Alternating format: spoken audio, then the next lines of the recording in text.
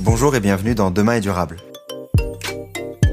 Demain est durable, c'est le podcast qui vous présente les initiatives des entrepreneurs et intrapreneurs du changement dans le monde entier. Je m'appelle Antoine Grégo et lors de chaque épisode, nous partirons à la découverte de femmes et d'hommes qui œuvrent au quotidien pour aider la planète et la société à aller dans le bon sens. Ils nous partageront ce qui les motive, ils nous dévoileront leurs secrets ainsi que leurs conseils pour se lancer, en France comme à l'étranger. L'objectif, c'est de commencer à agir durablement dès demain et ainsi de devenir acteur du changement à notre échelle. Aujourd'hui, je reçois Solène Pugnette, fondatrice de Creators for Good, qui aide les femmes à redonner du sens à leur carrière grâce à l'entrepreneuriat à impact. Il y a ce syndrome de l'imposteur qui est assez fréquent chez les femmes entrepreneurs où on se dit mais qui suis-je moi pour pouvoir me lancer. Pour pallier à ça, la première étape, c'est vraiment une étape que moi j'appelle d'alignement. Qu'est-ce que ça veut dire ? Ça veut dire se centrer sur soi et essayer de comprendre quelle est notre valeur ajoutée, quelle est notre zone de brillance, quel est notre ikigai. Alors ça, c'est une philosophie japonaise que j'adore. Cet épisode n'est bien entendu pas uniquement réservé aux femmes, puisque Solène nous partage de nombreux conseils et méthodes applicables à tous. Nous avons discuté de nombreux sujets passionnants, et notamment de comment trouver son idée et gommer ses peurs avant de se lancer, comment trouver ses premiers clients ou comment identifier son business model. Solène nous aide grâce à cet épisode à y voir un peu plus clair grâce à son expérience et par de nombreux exemples. Je ne vous en dis pas plus et je vous laisse donc avec Solène. N'hésitez pas à partager cet épisode autour de vous et à mettre une note 5 étoiles et un commentaire sur Apple Podcast si vous l'avez apprécié. C'est ce qui permet à Demain est durable d'être visible de tous. Bonne écoute. Donc aujourd'hui, dans le nouvel épisode de Demain est durable, je reçois Solène Pugnette, créatrice de Creators for Good. Salut Solène, comment vas-tu ? Ça va très bien, merci. Et toi ?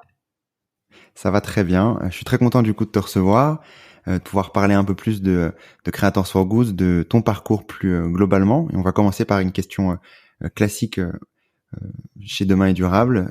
Qui est Solène Pugnette ? Alors, donc je suis française, j'habite à l'étranger depuis une dizaine d'années maintenant et je suis installée à Istanbul en Turquie. J'ai 32 ans, j'ai un enfant et comme tu le disais dans ton introduction, je suis entrepreneur et j'ai lancé mon activité Creators for Good en 2014. Ok, je vais revenir un peu sur la genèse avant du coup la création de Creators for Good. Toi, d'où tu viens ? Qu'est-ce que tu as fait avant du coup de te lancer dans l'entrepreneuriat ? Alors, donc moi j'ai grandi en région parisienne. J'ai un profil un peu bon élève qui a eu des bonnes notes, fait des bonnes études dans l'optique de trouver un bon job dans une bonne boîte. C'était un petit peu ce qu'on m'avait rabâché à l'école notamment. Donc j'ai suivi un peu ce chemin-là, sachant que j'ai toujours été sensible à l'environnement et j'ai choisi de me spécialiser mes études en développement durable. Donc j'ai fait un master spécialisé en management de la performance durable, ça s'appelait, dans une école de commerce. Suite à ça, donc j'ai travaillé en entreprise. Moi, mon rêve, c'était de pouvoir changer le système de l'intérieur. J'ai travaillé dans une entreprise qui faisait de l'étude macroéconomique dans les pays émergents. Donc, j'ai eu la chance de pouvoir voyager pour mon travail. Je changeais de pays tous les 6 mois. C'est d'ailleurs ce qui m'a amenée en Turquie la première fois. Et j'ai en fait C'est quoi assez le nom vite... de l'entreprise ? Le nom de l'entreprise, donc c'est Oxford Business Group. Okay. Et j'ai assez vite déchanté en fait. Voilà, je me suis rendu compte en essayant d'implémenter des stratégies de RSE, donc de responsabilité sociétale de l'entreprise dans une structure qui n'a pas de vocation à avoir un impact. En fait, ils faisaient ça un peu en plus pour la com, mais clairement leur objectif principal c'était de maximiser les profits des investisseurs.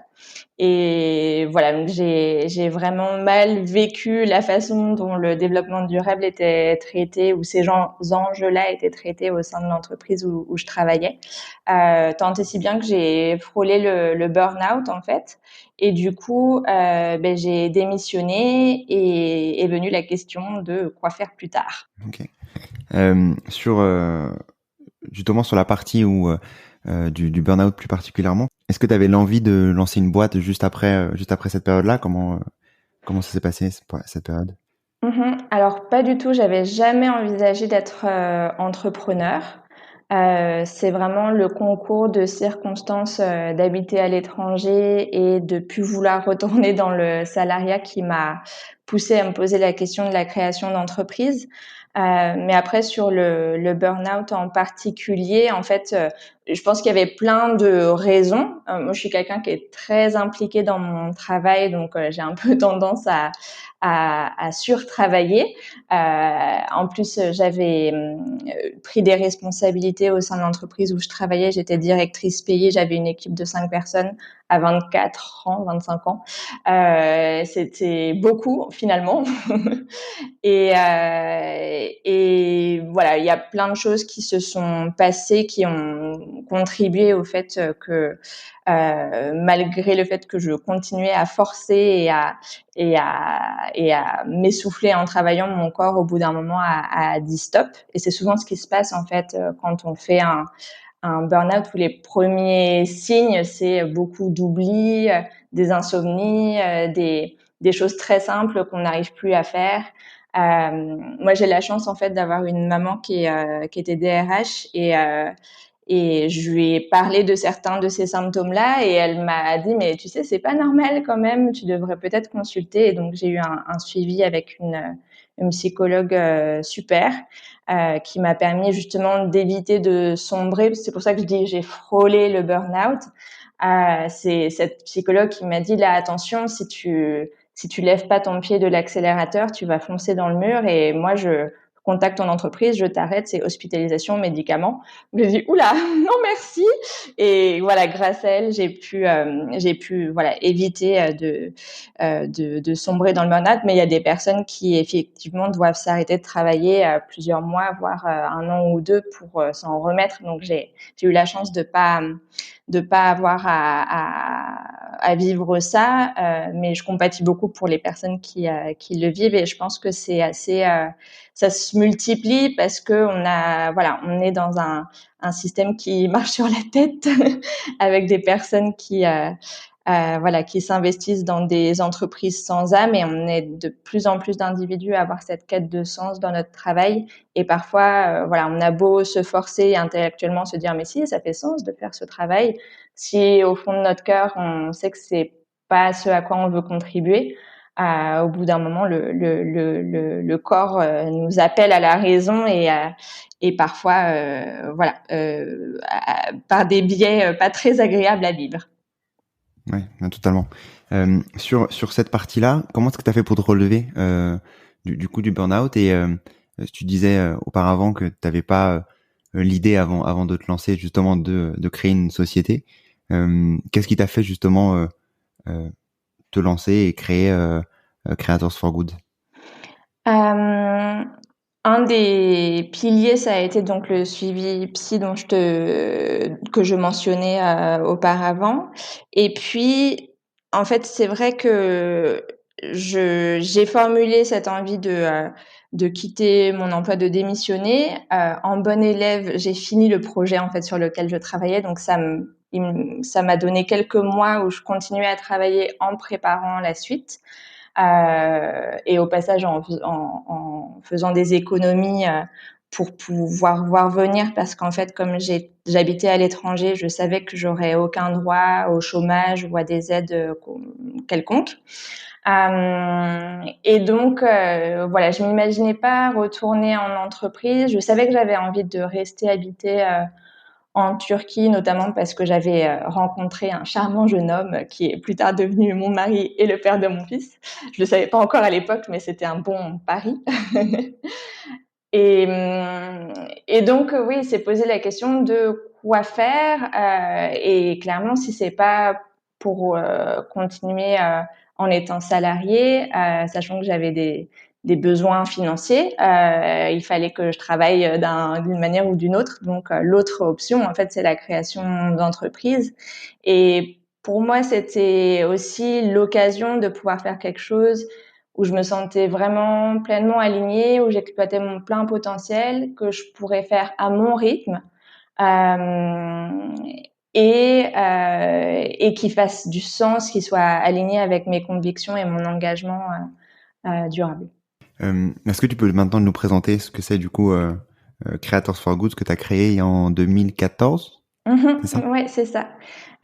Donc, Creators for Good, c'est un cabinet de conseil en ligne qui est spécialisé dans l'accompagnement des femmes qui entreprennent pour avoir un impact positif sur la planète.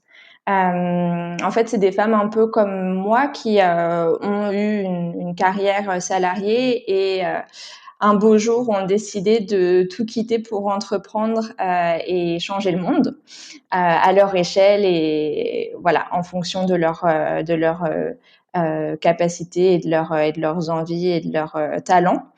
Et donc, j'accompagne ces femmes sur différents volets. Ça va de trouver son idée, valider son business model, parce qu'il y a beaucoup de personnes qui se posent la question d'entreprendre, mais qui ne passent pas le pas parce qu'elles n'arrivent pas à trouver l'idée qui les rassurera suffisamment pour se lancer. Ensuite, ça va être le fait de donc lancer vraiment l'activité et de trouver ses premiers clients. Et puis aussi, maintenant, j'accompagne de plus en plus d'entrepreneurs qui sont déjà lancés mais qui ne vivent pas encore de leur activité. Et donc, voilà, je les accompagne à pouvoir à la fois atteindre cette viabilité économique et aussi démultiplier leur impact. Sur les types de personnes que tu accompagnes, c'est quoi? C'est des personnes qui sont salariées actuellement et qui ont plein, enfin, c'est quoi les types de, j'allais partir dans plein d'exemples. Je vais te laisser parler. C'est quoi du coup les types de personnes que tu accompagnes? Bah, c'est très varié, c'est ça que j'aime dans mon métier et c'est une des raisons qui m'a poussée à lancer un cabinet de conseil justement parce que j'avais envie d'avoir cette variété de profils et de projets. Euh, mais voilà, c'est pour te donner une sorte de portrait robot, c'est souvent des femmes qui sont assez engagées dans leur vie quotidienne, donc qui sont en démarche zéro déchet, par exemple, ou qui pratiquent l'éducation positive avec leurs enfants, qui s'engagent parfois dans des associations et qui se trouvent en fait déconnectés sur leur lieu de travail de leurs valeurs et de leurs idéaux. Et du coup, c'est ça qui les pousse à lancer leur propre activité. Alors pour certaines, c'est une envie qu'elles ont toujours eue et elles se lancent parfois à l'orée d'un anniversaire symbolique, mes 30 ans, allez, ça y est, je fais vraiment ce que je veux, mes 40 ans ou plus. D'autres, parfois, c'est suite à un licenciement, du chômage, un burn-out, un déménagement ou parfois une expatriation. Ou alors, ça peut être aussi l'entrée dans la parentalité. Ça, c'est peut-être, je dirais, 30 à 50% de mes clientes qui, au moment d'avoir des enfants, se sont voilà posé des questions sur leur vie et puis aussi sur l'avenir de la planète et ont du coup eu envie de s'engager. Ok. Sur ces personnes que tu accompagnes, du coup, tu parlais de trois parties. La partie du coup création de l'idée et la partie business model, trouver ses premiers clients et ensuite atteindre la viabilité pour les personnes déjà lancées. Du coup, par rapport à ces trois piliers, avant d'y revenir, c'est quoi globalement les peurs des différentes personnes que tu accompagnes au quotidien? Quels sont leurs plus gros freins à se lancer? Alors, une des peurs qui est commune à toutes ces différentes étapes, c'est la peur de ne pas en vivre. C'est vrai qu'il y a certains clichés qui perdurent, ou moi je les appelle des croyances limitantes, par rapport au fait que si une activité a une ambition d'impact positif, qu'elle soit sociale ou environnementale, alors c'est plus difficile de générer de l'argent parce qu'en fait on a trop souvent opposé l'argent d'un côté, la recherche de profit machiavélique, et les bons petits ONG et autres créateurs d'impact de l'autre. Aujourd'hui, on se trouve à la croisée des chemins avec l'essor de l'entrepreneuriat social, où on va avoir un business model qui ne dépend pas de subventions et créer un impact positif pour la société. Mais les clichés ou les croyances limitantes perdurent, et on a parfois du mal à s'imaginer comment combiner finalement impact et argent. Et ça freine beaucoup de monde, parce que, comme je le disais, souvent on entreprend après avoir fait des études et travaillé en tant que salarié, et on peut avoir cette peur de chuter en qualité de vie. Or, c'est pas ni nécessaire ni obligatoire. Faut trouver le bon modèle pour pouvoir vivre de son activité, et c'est pas plus difficile parce que ça a un impact positif. Mais ça, c'est vrai que c'est une grande peur, une grande question. Et puis il y a aussi, et chez les femmes en particulier, c'est pour ça que moi j'ai choisi de spécialiser mon cabinet de conseil sur les femmes entrepreneurs. Il y a beaucoup de peurs liées à sa capacité. Il y a ce syndrome de l'imposteur qui est assez fréquent chez les femmes entrepreneurs, où on se dit mais qui suis-je moi pour pouvoir me lancer, et on a peur finalement de pas avoir les épaules pour. D'ailleurs, l'expression avoir les épaules pour, c'est très patriarcal, très sexiste de dire ça comme ça. Mais c'est vrai qu'en fait, ça freine beaucoup de personnes, et notamment des femmes. J'avais lu quelques chiffres récemment. Il y a plus de 50% des femmes en France qui ont envie d'entreprendre, et pourtant 70% des entreprises sont dirigées par des hommes. Donc il y a que 30% de créateurs d'entreprises qui sont des femmes. Et je pense que ce gap-là, malgré le fait que beaucoup de femmes ont envie d'entreprendre, il y a un gap finalement entre l'envie et la réalisation. Et je pense effectivement qu'un des facteurs, c'est cette peur de ne pas être à la hauteur. Je peux te raconter une petite anecdote à ce sujet. Moi, quand Ouais, j'ai décidé, ou en tout cas quand j'ai envisagé le fait d'entreprendre, j'ai bêtement tapé dans mon moteur de recherche entrepreneur français Turquie, pour voir en fait. Je cherchais pas des modèles à copier, c'était juste pour me donner une idée, et puis peut-être me rassurer quant au fait que c'était possible en tant qu'expatrié de monter sa boîte à l'étranger. Et en fait, je suis tombée sur un article du Petit Journal, qui est un média bien connu des expatriés, qui ont des éditions un peu partout dans le monde, et qui présentait 5 entrepreneurs français installés en Turquie. Les 5, c'était des hommes avec les cheveux blancs, avec un profil ingénieur, qui avaient eu l'idée du siècle et levé des millions d'euros. Et je me suis pas du tout reconnue dans leur profil. Et ça m'a intimidée, en fait, plus qu'autre chose. Et les médias véhiculent cette image de l'entrepreneur qui a un super réseau, qui a un énorme bagou, qui est compétitif, qui est extraverti, tout ce que je ne suis pas moi-même. Et je pense que voilà, c'est des clichés, et puis je caricature évidemment, mais c'est des choses en fait qui effectivement ralentissent le lancement des femmes entrepreneurs. Or, les femmes sont beaucoup plus engagées quand elles lancent des entreprises. Elles sont beaucoup plus sensibles à l'environnement et aux questions sociales. Et donc, je pense que si on veut voir l'essor de l'entrepreneuriat social, évidemment que tout le monde est de la partie, hommes comme femmes, mais c'est aussi en facilitant ou en enlevant les biais qu'on peut permettre à plus de femmes de se lancer.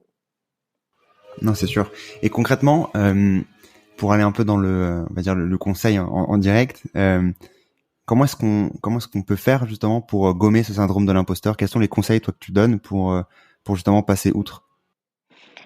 Alors, il y a tant de choses à dire et en fait, ça dépend énormément des personnes, du vécu. Ça, c'est vraiment une question individuelle en fait, parce qu'on le vit tous de manière très différente.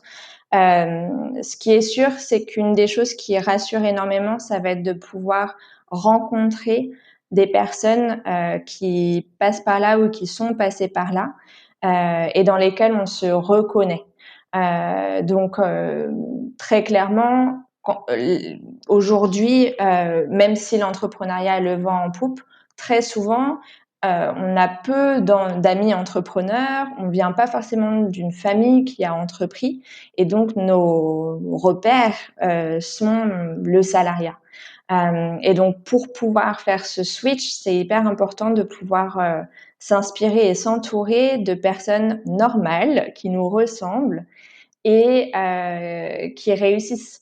Donc voilà, le fait de rejoindre, ça peut même être un apéro entrepreneur, ou ça peut être des groupes Facebook ou LinkedIn dédiés aux entrepreneurs. Ça peut être le fait de rejoindre un réseau, ça peut être le fait de recontacter des amis perdus de vue qui ont entrepris et qui du coup peuvent nous rassurer par rapport à leur passage à l'action. Donc, je pense que ça, c'est un des piliers vraiment fondamentaux. Et après, on peut aussi, moi, ça a été le choix que j'ai fait quand je me suis lancée, se faire accompagner par un coach, un mentor, un incubateur, parce que ce sont des lieux ou des façons de rencontrer d'autres entrepreneurs, et aussi d'avoir un avis d'expert qui va nous orienter et du coup nous rassurer dans notre passage à l'action. Donc c'est vachement intéressant ce que tu dis par rapport aux autres parties et par rapport à tes autres types d'accompagnement. Tu me parlais notamment de la partie création de l'idée, euh, qui est du coup également un biais, un des biais pour se lancer. Quels sont les conseils toi que tu donnerais pour justement trouver son idée et trouver son idée et avoir justement gommer sa peur pour ensuite se lancer? Je pense que l'erreur principale qui est faite quand on cherche une idée, donc on a décidé qu'entreprendre, c'était le bon moyen pour avancer dans sa carrière et avoir un impact positif. Et donc, effectivement, on se pose cette question de l'idée. L'erreur, c'est de regarder à l'extérieur ce qui n'existe pas. Souvent aussi parce que quand on entend des interviews ou qu'on lit des parcours d'entrepreneurs, ils disent ah bah voilà, j'avais remarqué qu'il y avait pas telle ou telle chose qui existait, et donc j'ai décidé de me lancer là-dessus. Oui, bien sûr, ça fait partie du processus de validation de pas lancer l'exacte copie de quelque chose qui existe, mais partir de l'extérieur pour trouver son idée, c'est vraiment pas efficace. Parce que des idées, on peut en avoir des centaines. D'ailleurs, c'est souvent ce qui se passe pour la plupart des personnes que je rencontre, moi, qui ont envie de se lancer dans l'entrepreneuriat. C'est très rare d'avoir ça arrive, hein, mais j'ai très peu d'interlocuteurs qui me disent, bah voilà, j'ai pas d'idée, franchement, je cherche, ça vient pas. C'est plutôt, tiens, j'ai une idée, ah ouais, ce serait trop bien. Ah bah non, parce qu'en fait, ah tiens, non, c'est bon, j'ai une autre idée, ah ah oui, bah non, non, non, non. Donc c'est ça de vagues comme ça, plus ou moins hautes, et on passe d'une idée à l'autre, du coq à l'âne, et on se dit, ah tiens, ça, puis on se décourage très vite parce qu'en fait, c'est pas ancré, c'est pas aligné avec soi. Donc, pour pallier à ça, la première étape, c'est vraiment une étape que moi j'appelle d'alignement. Qu'est-ce que ça veut dire? Ça veut dire se centrer sur soi et essayer de comprendre quelle est notre valeur ajoutée, quelle est notre zone de brillance, quel est notre ikigai. Alors ça, c'est une philosophie japonaise que j'adore. Peut-être que tu vois ou tes auditeurs voient le schéma. C'est 4 cercles qui s'imbriquent, et on a ce en quoi on est bon, ce qu'on aime faire, ce pourquoi on peut être payé et ce dont le monde a besoin. Donc c'est notre sweet spot. Donc faire ce travail d'introspection où on regarde aussi quelles sont ses valeurs, quelles sont son idéal de vie. Vraiment faire un travail d'introspection. Ça peut aussi passer par faire des tests. Les bilans de compétences, je suis moins fan parce que des compétences, ça se développe en fait. Donc les compétences, c'est plutôt pour le salariat où on va regarder le CV. En entrepreneuriat, on s'en fiche du passé, c'est l'avenir qui nous importe. Et donc, ça va vraiment être voilà, faire ce travail de connaissance de soi. Aussi parce que on grandit, si tu veux, dans un monde où l'école est fait pour créer assez de travailleurs pour l'industrie du pays. Donc l'école est fait pour créer des bons petits employés. C'est pas ni bien ni mal. Je suis pas en train de dire que le salariat c'est mauvais. Il y a des personnes à qui ça correspond et c'est très bien. Mais quand ça ne nous correspond pas et qu'on veut sortir de ce chemin battu, on a quand même, mine de rien, été formaté à rentrer dans des cases et à l'école à avoir la moyenne partout, par exemple, plutôt que de s'investir pleinement dans un sujet qui nous correspond et qu'on adore et dans lequel on va devenir très, très bon. Or, l'entrepreneuriat, c'est ça, en fait. C'est sortir des cases et pouvoir trouver, OK, moi, en quoi est-ce que je peux devenir très, très bon? C'est quoi la valeur ajoutée principale que je peux offrir au monde? Et c'est ça, en fait, la première étape avant d'aller regarder ce qui existe pas et avant même aussi de regarder qui sont mes clients potentiels, quels sont leurs besoins, etc. Ok, donc d'abord se centrer sur soi, regarder un peu pas dire ses compétences, mais ce que tu as concrètement envie de faire et tes qualités et tes défauts, on va dire, pour ensuite aller travailler là-dessus et pour ensuite les proposer. C'est ça, c'est vraiment s'axer sur ses talents naturels. Je peux peut-être te raconter une petite histoire pour bien illustrer ce point. J'ai une ancienne cliente qui était passionnée de mode durable et qui avait lancé une boutique de mode durable. Donc, elle avait dans sa boutique uniquement des, des vêtements qui sont faits de manière écologique et sociale. Et ça faisait longtemps en fait qu'elle avait cette passion pour la mode durable. Elle avait remarqué qu'il n'y avait pas de boutique de mode durable dans la ville où elle habitait et que du coup il fallait acheter sur internet. Mais enfin voilà, ça plaît pas forcément à tout le monde. Ça contribue pas au fait de rendre accessible la mode durable au plus grand nombre. Et donc voilà, elle a trouvé son idée, la boutique en ligne, la boutique pardon de mode durable. Donc elle a passé, je crois, 8 mois à faire sa levée de fonds, à trouver des financements, faire des prêts à la banque. Elle a trouvé le lieu idéal dans une rue super passante du centre-ville. Et 8 mois plus tard, paf, ça y est, elle lance son activité et ça connaît un certain succès, c'est-à-dire que les premiers jours, voilà, dès la sortie, elle a pas mal de clients, elle fait pas mal de ventes, donc on pourrait se dire ah bah ok, génial, ça marche. Le problème, c'est que au bout de 3 jours et demi, elle se rend compte que être debout de 9h à 19h, samedi inclus, en faisant la causette à Madame Michu qui cherche un cadeau pour sa nièce, ça la palpite pas du tout. En fait, la gestion d'une boutique, ça, c'est des tâches très très répétitives qui voilà demandent une certaine organisation. Or, la personne dont je parle, elle s'identifiait plutôt sur des talents de créativité, de connexion avec les autres. Donc la partie vente, ça lui allait bien, mais toute la gestion derrière, ça ne lui convenait pas, cette routine, le fait d'avoir à se lever tôt le matin alors qu'elle est très créative et qu'elle avait pas du tout envie de se lever tôt parce que bah, c'est pas son rythme naturel quelque part. Et cette personne, au bout de voilà 1 ou 2 ans, malgré le fait d'avoir embauché une stagiaire pour l'aider sur la gestion de stock, malgré ceci, malgré cela, a mis la clé sous la porte. Pourquoi? Parce que elle avait choisi un business model et une idée qui était très bien sur le papier. La preuve, elle a pu lever des fonds et séduire des investisseurs, mais qui ne lui correspondait pas à elle. Et donc, en fait, c'est pour ça que c'est hyper important de faire cette introspection. Et pour finir mon histoire quand même sur une note positive, au final, parce que moi, je l'ai rencontré cette personne après qu'elle ait fermé sa boutique et justement en pleine recherche de qu'est-ce que je vais bien pouvoir faire. Et on a repris finalement quels sont tes talents, qu'est-ce que tu aimes vraiment faire, quelle est ta zone de brillance, c'est quoi la vie idéale, le rythme que tu as envie d'avoir dans ton travail. Tes valeurs, etc. Et finalement, on a identifié que ce en quoi elle était vraiment bonne, c'était effectivement le fait de vendre et d'être au contact avec les gens.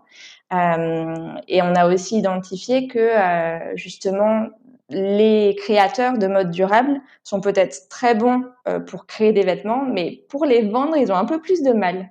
Et donc là, voilà, c'est un besoin à combler, tout à fait aligné avec sa zone de brillance. Et donc aujourd'hui, elle conseille des créateurs de mode durable dans leur distribution, et elle les représente en fait pour trouver des lieux de distribution et pour vendre leurs créations et faire en sorte qu'ils puissent vendre plus et avoir encore plus d'impact. Donc je pense qu'on a chacun notre chose à faire. Il n'y a ni des bonnes idées ni des mauvaises idées, il y a que des idées qui nous correspondent à nous.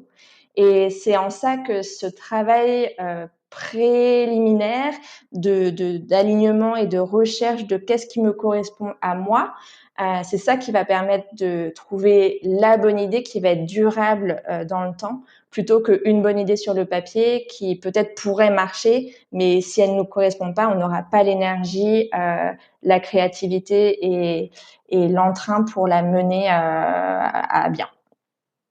Ouais, donc c'est pas se concentrer uniquement sur l'idée, mais c'est aussi sur le quotidien. C'est ça en fait le le biais sur lequel également se concentrer. Mmh. C'est ça, c'est que si on est très bon gestionnaire, il va falloir trouver un business model qui va être aligné avec ce talent-là. Si on est très bon commercial, autant, ou alors qu'on est très créatif ou qu'on adore transmettre. On a tous, en fait, des talents, mais comme à l'école, on nous a pas appris à les reconnaître ou à les identifier ou à les exploiter, parfois, on se retrouve un peu devant une page blanche, justement, quand on a envie d'entreprendre parce qu'on nous a pas formaté pour. Mais ça, c'est clair et net qu'on a tous des talents à exploiter, et c'est justement une des premières énigmes à élucider quand on veut se lancer dans l'entrepreneuriat. Merci